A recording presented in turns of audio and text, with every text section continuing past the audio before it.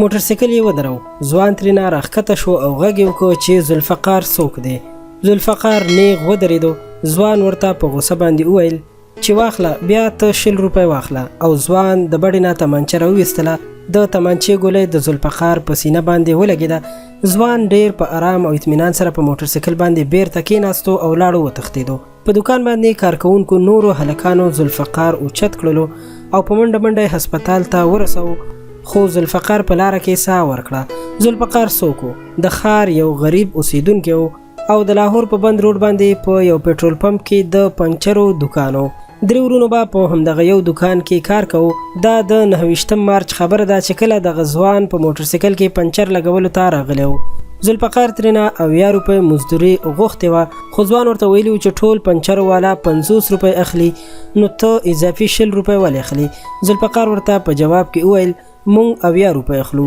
د موټرسایکل والا ورته وویل چې زه هر چاته 50 روپۍ ورکوم او تا ته به هم 50 روپۍ درکوم. د دواړو په منځ کې په دې خبره باندې تکرار ډیر زیات شو او په 100 روپۍ باندې دغه خبره تر جګړې پورې ورسېده. موټرسایکل والا ذوالفقار ته دمکی ورکړه او خبرداری ورکو او ترېنه لاړو. 6 ورځې وروسته په 4 اپریل باندې د ماښام په وخت کې یو بل ځوان راغی. د ذوالفقار پوښتنه یې وکړه او هغه یې په ګولۍ باندې وویشتو او وتښتېدو. د ذوالفقار عمر صرف 22 کاله و. د هغه 2 خویندې او 2 ورونه نور هم و. یو کال یې د واده شوی او یو 2 میاشتنی زوی و. ټوله کورنۍ به د کرۍ په کور کې اوسېدل او د پنچرو دغه دوکان د ټولې کورنۍ د ژوند تیرولو یوه ذریعه وه. خو دا ټول خاندان صرف د 100 روپو له وجې تباه شو. ذوالفقار خو خپل سر وبیلو. اول خو به دې 2 ورونو د تاڼو چکرې لګولې چې مجرم ونیول شي. خو چې کله مجرم ونیول شو نو بیا 2 ورونو د عدالتونو چکرې لګول شروع کړل چې دغه مجرم ته سزا ملو شي. سوال دا پیدا کیږي چې د دې ټولې تباهۍ ذمہوار څوک دی؟ آیا هغه 100 روپۍ ذمہوار دي؟ نه، هیڅ کله نه، هغه 100 روپۍ ذمہوار نه دي. راځئ چې موږ په دې خبره باندې لږ غور وکړو.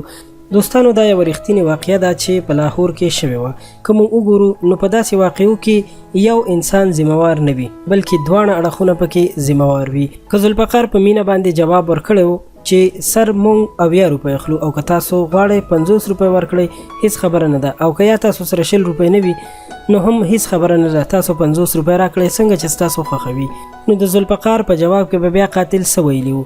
هغه به رښتیا هم 50 روپۍ ورکړې وي او په خپله مخه به تللی و. همدغسې به د ذوالفقار سر ته هم خیر شوی و او د ده خاندان به هم د تباهۍ نه محفوظ پاتې شوی و. خو دلته خبره دا پیدا کېږي چې ذوالفقار په خپلو 100 روپو باندې دومره کلک ونښتو چې معامله د کوم ځای نه تر کوم ځای پورې ورسېده او تر دې حده پورې ورسېده چې یو بل ته یې ویل چې که ته د خپل پلار نه پیدا یې نو ته ما ته لاس راوړه. نو همدغسې د 100 روپو لپاره 2 خاندانونه تباه او خراب شول. د ذوالفقار خاندان هم تباه شو او د قاتل خاندان د هغه د گرفتارۍ نه وروسته رسوا او ذلیله شو. دوی هم خیر خیرات راټولو او خپل مقدمې چلولې. دوستانو دا خبر تر همدې ځایه و. دا واقعه مو تاسو سره ځکه شریکه کړه چې هر انسان ته پکار دی چې له دغسې کارونو نه ځان وساتي او هر چا سره په ډیره مینه او په ښو اخلاقو سره مخکې لاړ شي او خپل ګاک یا خپل ملګري دوستان هیڅکله هم په سختو خبرو باندې خفه نه کړي. په دې هیله چې دا ویډیو به ستاسو لپاره ګټوره تمامه شوې وي. دوستانو مهرباني وکړئ درسره لایک کړئ او خپلو ملګرو سره هم زموږ د چینل نه شریکه کړئ چې ټول ملګري ترېنه پند او عبرت واخلي.